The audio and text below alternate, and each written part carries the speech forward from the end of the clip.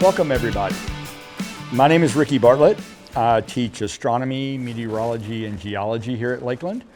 I also basically run the observatory here. I had hoped at the conclusion of this talk to take any of you who wanted to up to the observatory and let us do a solar observing session, but obviously it's Ohio, so the weather did not cooperate.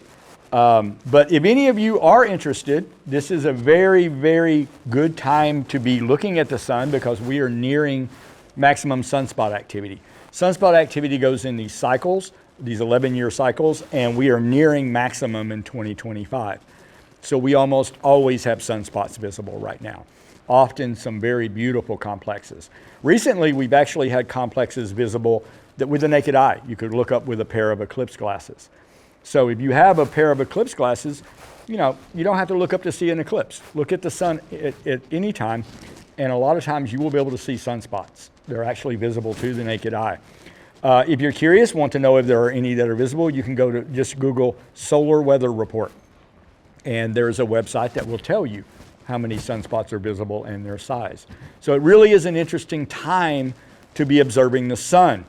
You couldn't actually have, well, you could have it a little bit better timed, but this is a really interesting eclipse for that reason, is it's going to be occurring at a time in which there's almost certainly going to be sunspots visible. That was not the case with the last eclipse. All right, so everybody is billing this as the Great American Eclipse.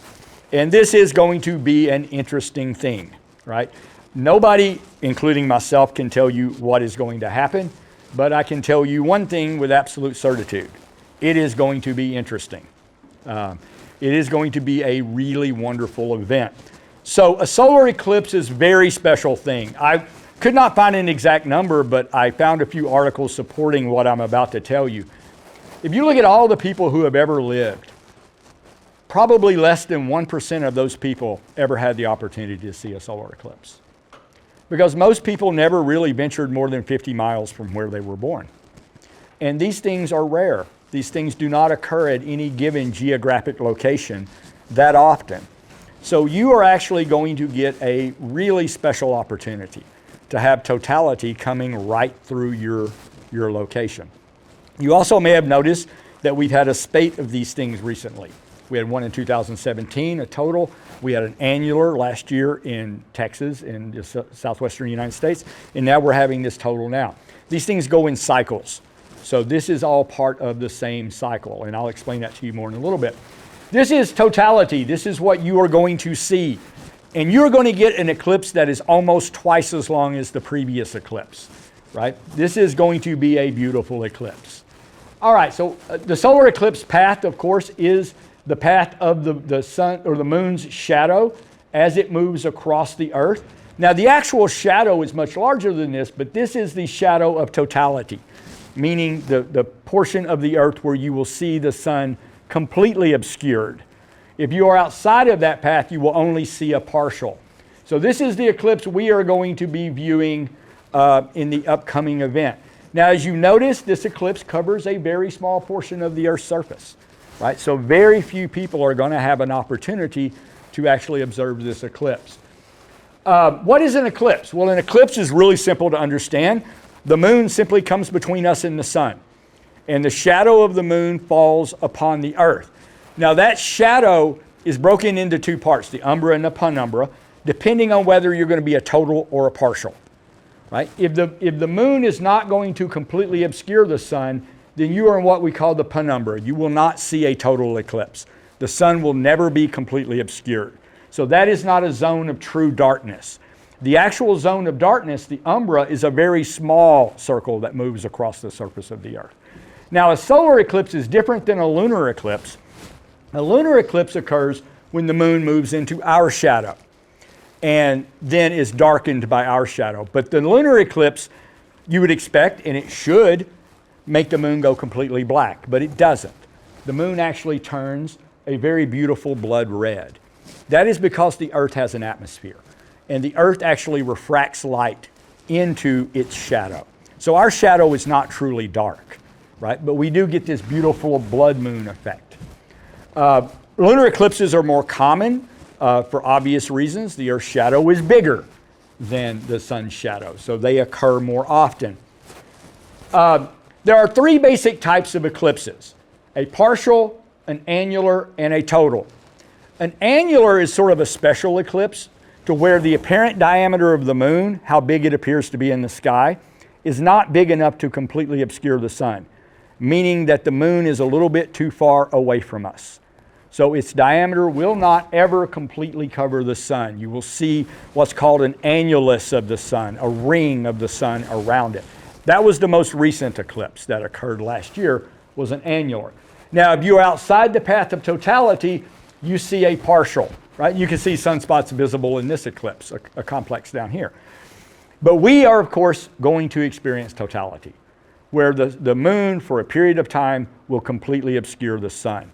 At that point, the sun's atmosphere, the corona, will become visible to the naked eye, to a degree. Depending on how your humidity and the clarity of your skies, you may be able to see this to a degree, all right? The solar eclipse, this is just showing the mechanisms for the three types. When the moon's apparent diameter is not big enough, we get an annular. Or if you're outside of the penumbra, or the umbra, you get a partial. Now, solar eclipses occur at new moon, which is when the moon is between the earth and the sun. That's obvious. So a lot of students, when I teach astronomy, just ask the logical question, why don't we get a solar eclipse every month? Because the new moon occurs every month, right? And of course, lunar eclipses occur at the full moon, when the moon is on the opposite side of the earth. Well, in theory, we should get a solar eclipse every month, because the moon is at the new phase once a month, but we don't. And the reason we don't is that the moon does not orbit in the exact same plane as we do. The moon's orbit around the earth is actually tilted, meaning that most of the time, when the moon is at new moon, the moon is either too low or too high, and its shadow simply misses us. So this is why we don't get solar eclipses that often. In fact, solar eclipses can only occur when the moon is at the ascending or descending node, meaning it is moving through the same plane as the Earth-Sun system is. And it has to be moving through the same plane at the moment of new moon. So that is why you have to have that special confluence of events to actually produce a total solar eclipse. The moon has to be in our plane and at the new moon phase. And that does not happen often. This is a really cool animation showing the path of the umbra and the penumbra across the Earth as it rotates. So this is the path of the upcoming eclipse. It will, of course, begin out in the Pacific Ocean and then move across North America. This is what you will see. You will see the point of first contact. This is where the moon will, for the first time, begin to obscure the sun. And then the moon will begin to take a bigger and bigger bite, if you will, out of the sun. And then at the moment of totality, the sun will simply go away and it will get dark. So I suppose this is as good a place as any to talk about this. How many of you have seen a solar eclipse, a total? You are in for a treat if you get clear skies. I saw the 2017 one in Nebraska. It is surreal. There is really no way to explain it to you if you have not seen it. The lighting is soft, it's diffuse, you lose contrast, you lose resolution, the colors become muted. Because think about it, you're getting no direct light. Nothing is being actually bathed in direct sunlight. Everything is from diffusion in the Earth's atmosphere coming back in. And it is an otherworldly effect. You will feel like you are on a different planet when you look around. And yes, the birds will react, animals will react. The temperature in Nebraska for the last one dropped 14 degrees, where I was at. You will notice it get cooler. Now this eclipse is almost twice as long, so you should see a significant temperature drop associated with this eclipse. I cannot begin to tell you how moving an event it is. It makes the world look different, and it sounds different. Everything goes quiet. I was in a farmer's field in Nebraska, and that cacophony of insects and bugs, it simply sort of ceased. It was truly, truly a beautiful experience. So you're in for a treat. This is really a cool thing. Now, at the moment of totality, you will see the corona, and immediately before that, you can see some interesting effects. A diamond ring effect and Baily's beads. Baily's beads are really cool things. This is actually the sun shining through valleys on the moon. So right at the moment of totality, that last instant, light will be streaming through valleys of the mountain ranges that are on the limb of the moon. So you will actually see these little beads that will appear. And perhaps even the diamond ring effect, which is that last little bit of sun just as it disappears. It produces that blaring diamond ring effect. It's really a really neat thing. Once this happens, you will not see Baily's beads. You will not see, this is only at the point where totality begins. And then you will experience totality. And it will last for several minutes. And it is really going to be a truly amazing experience. All right, so this is the path across the United States. This was the 2017 eclipse. I actually was in a campground in Nebraska. I had reservations and we were camping there. We had really good weather forecasts for Nebraska. I drove up from Louisiana. We got up there, we were camped. Like 60, 80 people were supposed to camp in this state park. We woke up the next morning, they estimated there were over 600 people in the park. They had basically just opened the gates the night before, and we heard people coming in. They were camped everywhere, right? And unfortunately, it was cloudy.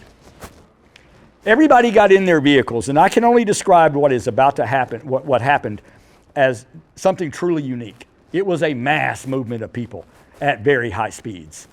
I had our speedometer pegged for a large part of the trip on county roads, driving to the west, attempting to get to clear skies. We actually made it about 20 minutes before the eclipse began, pulled over in a farmer's field. He came down and we watched the eclipse together. It was really, really a cool thing. But yeah, a lot of people missed out on that. This 2017, basically everybody to the east of here at best got broken clouds. So this is the path once again, and it's going to come smack dab through our area. It is really, really, you are very, very ideally located for this eclipse. The actual line of totality is here. Now what this means is anywhere within this outer band, this shaded band, you are going to see a total eclipse. Now the closer you are to that center line, the longer your eclipse will last. So you want to be as close to the center line as possible. Now, to be honest with you, I live over here in Euclid. I'm not going to make any effort to be anywhere else. That's close enough. It's only going to make a few seconds difference, if anything. So in other words, unless you're right out here on the edge, don't worry too much about getting on that line, right?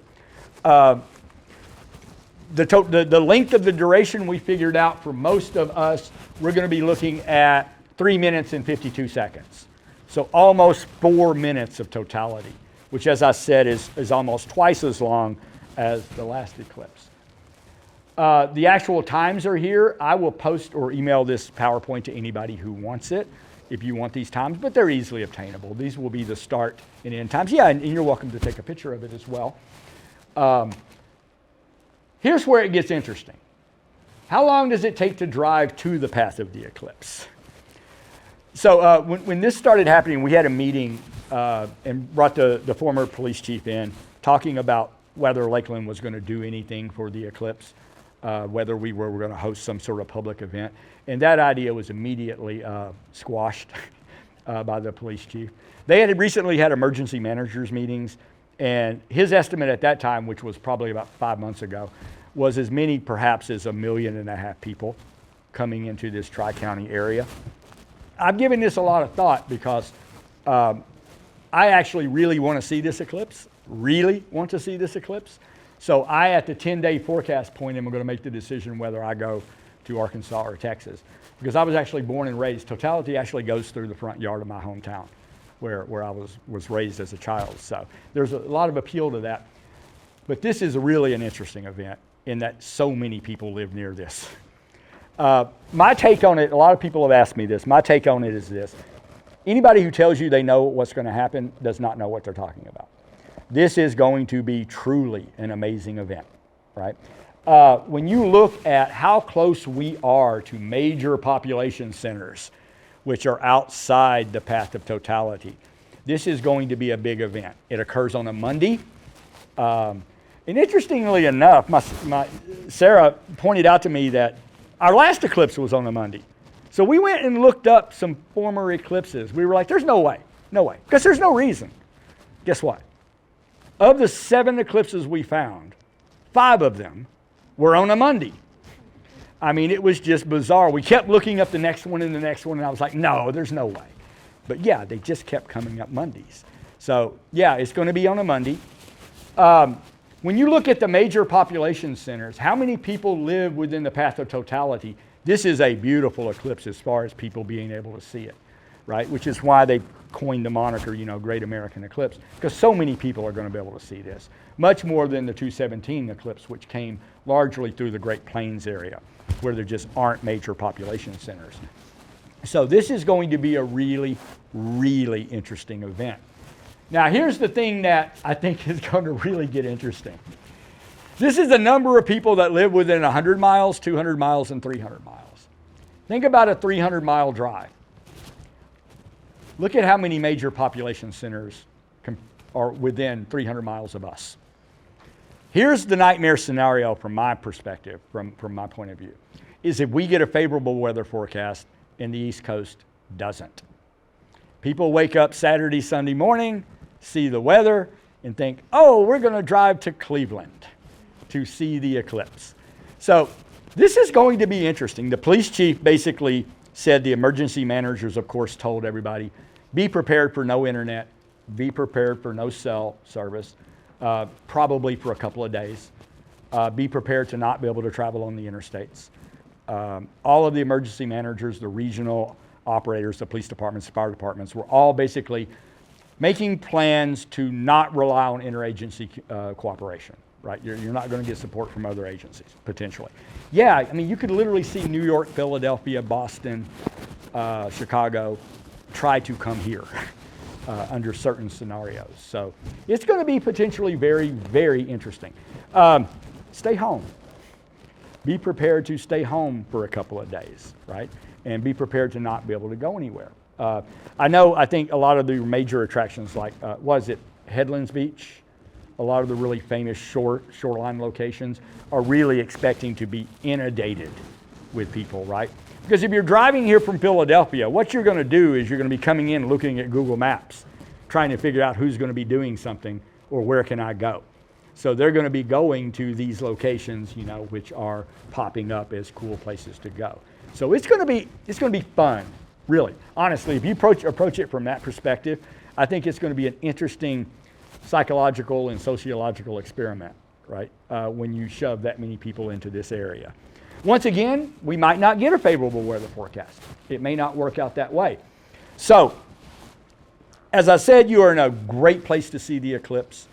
This is a beautiful event, but as is often the case in life, I do have some bad news. You are in Ohio. Yeah. So here are some more of the times if you're interested for different places. This is the mean cloud fraction. What this number is the percentage of the sky on average that is covered by clouds on any given day for this date. So when we look at this date, for our area, if you look, we are looking at somewhere around between 50 and 70% of the cloud coverage of the sky. So that is climatological data, meaning 30-year, 40-year, 50-year data. This is your average cloud cover fraction for a given day, right? So does that mean it's going to be cloudy or clear on the date of the eclipse? Of course not. When I teach my meteorology students about climatology, I cannot predict when you will die. But if I get 50,000 of you, I can predict exactly when half of you will be dead, because I can use statistics then. This is a statistical analysis of your probability. All right, just to refine it a little bit, we actually are a little lucky because of the fact that most of this cloud cover is generated off of the lake. We do have a band near the lake where we might have a pretty good chance of low cloud cover. So I'm actually a little bit more optimistic than I was when I saw some of this. This is another map showing that cloud percentage. And the interesting thing about this is it shows it geographically as you start in Mexico and head up to the northeast along the eclipse path. You can see high numbers are bad. So you can see that the weather, of course, gets progressively worse as you move up from the southwest to the northeast, right? Really, if you want to guarantee you're going to see it, you're going to have to go to Mexico, right? If you go to Mexico, you can virtually guarantee you will see the eclipse. Texas, you probably have a better than 80-90% chance. Arkansas is about the break-even point. In other words, from Cleveland, you really got to go to Arkansas before you start getting significantly better odds, right? So Missouri is sort of that break-even point. To the southwest of that, you have a very good chance that time of year. Up here, it's going to be a crapshoot. This is the path of totality. This is climatology data. This is climatology data in El Nino years, which is what we're currently in. So you notice that that is a little more pessimistic than the previous projection. Now, of course, take all of this with a grain of salt. How far can you predict weather in a meaningful sense? 3-day forecasts are very good. Even in Ohio, 3-day forecasts are very good, right? If you look at our accuracy in 3-day forecast, it's one of the most meaningful improvements in science. In the last 50 years, we have gotten really good at 3-day forecast. Beyond 3 days, don't pay a lot of attention to it. So when you get to that 10-day, take it with a huge grain of salt. But once you get to that 3-day, you can really start firming it up. We're going to have a good idea 3 days out. And I think that's when the collective movement's going to begin. I think that 3-day period is when people are going to start to get anxious if they're going to get clouded out because of the forecast and start trying to move around again. All right, this is some brave soul at, I think it was AccuWeather. Yeah, AccuWeather, which is a commercial weather company, actually got bold enough to make a forecast, right? So this is based on models which run extremely long range, combined with climatological data. And this, so in other words, this is the first actual forecast that is claiming to predict what's going to happen that day. Well, if they're right, we're okay, aren't we? So this is, in other words, a cloud cover forecast. We actually are in a low cloud cover forecast region. So hopefully they are right. That's at least what we can hope for. All right. How to safely view an eclipse? Obviously, like your mother told you, do not look at the sun. It is never safe to look at the sun, right? At sunrise and sunset, I know we've all done it. It's still not technically safe, but it is at least somewhat safe. But it is not safe to actually look at the sun. A lot of people's eyes will be damaged during this event because they will attempt to actually look at it. The problem with damaging your eye is you really don't feel it while it's happening. It's one of those things that by the time it really starts hurting, you've already done most of the damage, right? Because you don't have a lot of nerve endings there. It does hurt. And yes, I was one of those kids that when you tell me not to look at the sun, I looked at the sun, of course. And it does hurt. And you'll see spots afterwards. But how do you safely view it? Well, obviously, the cheapest and the most widely available way is going to be with these little Mylar glasses. They are very good, right? They block 99% plus of the light, which is more than adequate. The only caution I would give you is always check them out ahead of time, especially before you give them to children, and teach children how to use them properly, all right? Put the glasses on and then look up. What your child is going to do is he or she is going to try to look at the sun and then put the glasses on. So you really have to ingrain that, especially young children or college students, to put the glasses on first and then look up and then look down and take the glasses off. Now, at the moment of totality, you do not need glasses. It is perfectly safe to look at the sun because there is no sun. You're literally looking at the near side of the moon. So at that moment of totality, you can see it. Now, you have to be careful, though, and be aware of where you're at within the eclipse, Because if you're looking at it with the naked eye, at the moment the eclipse ends, it may only be a tiny fraction of the sun, but it is going to be bright, right? That returning sunlight is going to be like a hammer because it comes back and it comes back bright. You will notice it, okay? So, an effect I did forget to mention, and I don't know if they're going to do something at the Arboretum, maybe. You may be flat enough in Ohio to actually be able to see this. In very flat areas, if you can get high enough, you can actually see the shadow approaching. You can see it coming across the landscape, which is a really, really cool thing to see. I forgot to mention that earlier. Do not attempt to take a picture of the eclipse before totality. It is safe during totality, but make sure you're not near the end of that event, because you not only could you harm your eyes, you very well could fry your camera and your phone as well, right? Your phone may not work as well after that. So feel free to take pictures. I would really invite you, and I did this, and it's something I'm really glad I did. Stop looking at the sun for a little bit and start just looking around you. Walk around some and just experience the environment in that light. Take 30 seconds and do that. Make a point of doing that because it really is worth doing. It really is a beautiful thing to see. You know, look at things in a very different way. Listen for the birds. Feel the temperature starting to drop. You know, if you have young children, set up a thermometer and let them try to predict how much the temperature is going to drop and everything. This is going to be a really, really beautiful event. Telescopes. A lot of people are going to attempt to set up a telescope. Is there any real advantage to using a telescope to view a solar eclipse? Not really, because most telescopes magnify so greatly that you're not going to see the entire disk of the sun.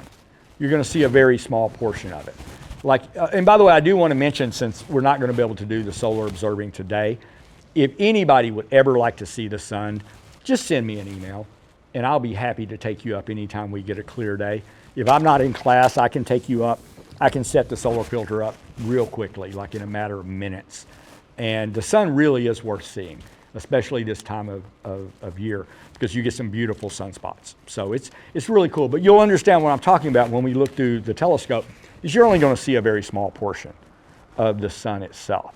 So you're actually in a lot of ways better off just looking with your naked eyes, or maybe through a set of binoculars. All right. Now, can you use binoculars with these? The answer to that is yes. Put them on and put the binoculars against them, and you should be perfectly safe. Now, a lot of people, back when I was a kid, these things weren't available. So everybody had the smoking glass with a candle. Has anybody heard of that trick? You take a candle and turn it sideways so it starts producing a lot of soot, and you smoke the glass with it. Don't do that. There's just no need to do that anymore. If you are a welder, 2 number 6s stacked is safe. You need number 12. You need to get to 12 in order to protect your eyes sufficiently. Do not use a 6 or an 8. An 8 is not, it's going to look safe, but it's not going to be safe. Right? So if you're a welder, you know what I'm talking about. But 2 stacked 6s are actually a good way to view the eclipse, because you have a big cube or square and you can hold them up at arm's length, and it's really, really a cool way to see it. Okay? Now you can make a projection box as well. There are all kinds of ways to make a pinhole camera and a piece of aluminum foil and actually project the image onto a piece of paper or a piece of cardboard or something and watch it that way. But to be honest with you, these are so cheap and so readily available now that everybody is going to be able to see the eclipse. You know, 20 years ago, these were not available, at least not commonly. So everybody had to make these little box cameras where you put it on your head with a little pinhole up here, and it would project back there and you could see it. Yeah, you remember those when everybody would build those at the schools and they put the little pinhole in them and stuff? Yeah, and it was a safe way to see it. So, and kids especially, you know, you can't stop a kid from looking at something. I mean, if you tell a kid, if they know something's about to happen to the sun, you're not going to stop them from looking. I have a 4-year-old, I promise you. You're not going to stop them from looking. So it's going to be, you know, be careful with your children, because as soon as you turn around to do something, what are they going to be doing? They're going to be looking at the sun, right? So, all right, that is the Great American Eclipse. I thought I could stretch this a little bit longer, but there's not a lot to talk about. Other than, like I said, this is going to be a once in a, by the way, the next one in Ohio is 2099, I believe. So you're not going to see another total in Ohio. And we are heading into a down cycle of eclipses. So you would really have to travel in order to see another eclipse for quite some time. So for many of you, myself included, this may be our last chance to see a total eclipse in North America, right? Or at least without traveling out over the ocean somewhere. So this is going to be a special event, right? Please, please enjoy it. And stock up on some food, stay home. Because no, folks, I'm telling you, this could get crazy. I mean, this could really get interesting with everybody from the East Coast and Chicago trying to pile into here. Because mainly, you know, we have a lot of big arteries. That's what concerns me, is we have a lot of big arteries coming through the state of Ohio, where it's going to be easy for somebody on the East Coast to just hop on the interstate and head this way. So it's going to be a whole lot of fun. All right. Any questions at all?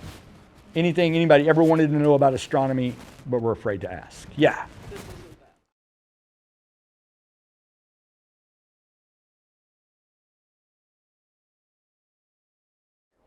Oh, because you're going to get too many people in the area. They're just going to overload the system. Yeah. Like the gentleman doing the camera was telling me during commencement, they overloaded the Wi-Fi system with just that many. Because you just have so many people trying to access the network. It's just going to crash the network. And the network really can't selectively pick out easily how many people to allow onto it. And it's not going to be able to discern necessarily between out-of-staters and in-staters. So, yeah, it's just going to be swamped. Same thing with the internet. Everybody, because when you browse the internet on your cell phone, it's going straight to a cell tower and into a fiber network. So the local fiber networks are going to be all overwhelmed as well. I don't know. I'm not too worried about the power grid or anything. I think that should be okay. But yeah, cell service and internet's going to be. I would be very surprised if you have internet for a couple of days. I'm serious. I'll be very surprised. So.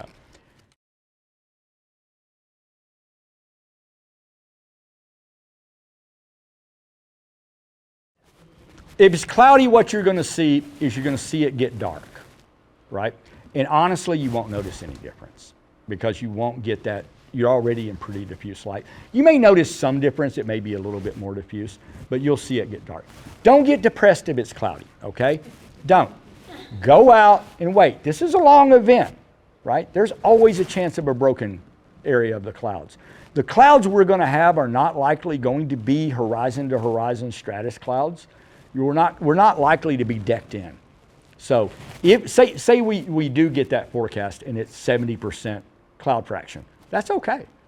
70% is not bad because that means you got 30% of the sky available. So there's a very real shot if you don't see the entire event that you will at least catch glimpses of it. And the animals will still be. The animals will still be very cognizant that something is going on. Yeah, yeah. And by the way, I don't know if anybody knows these cycles, the fact that they come in cycles. This was noticed by a lot of scholars, like back in the Chinese and Egyptian times. People started being able to roughly predict these things. Can you imagine the power of a leader coming out and saying, "Tomorrow I shall make the sun disappear"? This was, because people quickly noticed that there was a cyclicity to these events. So there were some other hands that I didn't get. Go ahead.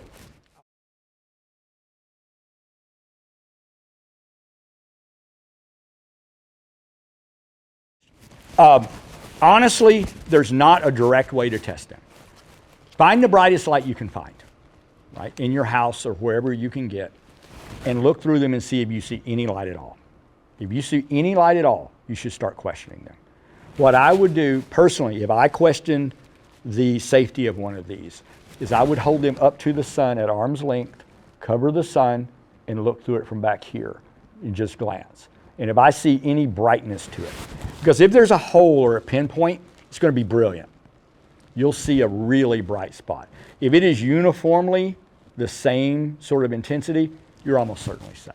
All right. I now have a pretty high confidence in these. When they first started making these, the Mylar used to be pretty cheap, and there were reasons to be concerned. But now I'm pretty confident in these. I wouldn't worry too much. Go ahead.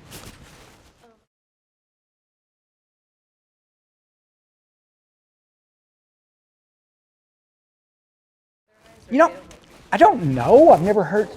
Well, whether animals are going to look up, I would imagine so. I don't know. I've never heard that mentioned. That's a beautiful question, though, because they're obviously going to be cognizant or aware something's going on, right? Something is really odd. So maybe so. Maybe so. And some animals navigate via the sun. Bees use the sun to navigate the polarized light. So it could really confuse bees to a degree. So, and I'm sure other animals do as well, other insects especially. Anything else?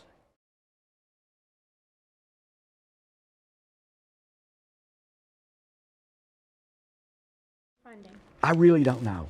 I did not give these out. These were given out by another organization, so I don't know their source. I wonder Yeah. if it's federal government or Oh, I'll tell you what. These may be worth the day of the eclipse.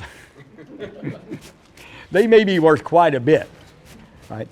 By the way, just to tell you a cool story, I went and looked up in my hometown in Arkansas, the Motel 6 there, which is like the seediest flea bag in town, literally is renting its rooms for $1,200 a night. oh my. And they're sold out. They were rented out, right? So there are going to be a lot of people making a whole lot of money off of this along that path because those rooms started renting out years in advance. And it's not only the day of, the day after and the day before were up in the $400, $500, $600 range. And they were all booked. They were all booked. So yeah, you really missed your chance about like if you had a field of not like setting up a campground and setting up a website and making some money off of this. So, I'm cautiously optimistic about us getting a good eclipse, honestly.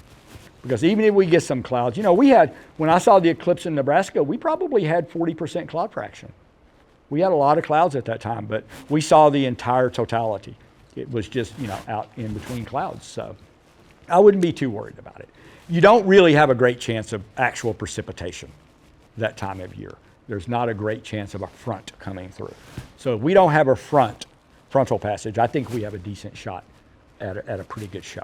So.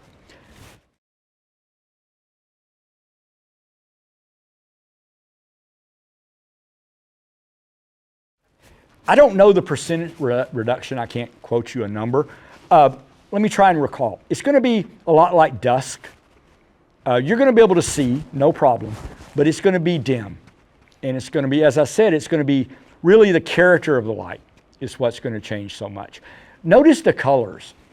Try and pick out things that have bright colors ahead of time. And then notice how they look afterwards. The colors are going to become more muted. The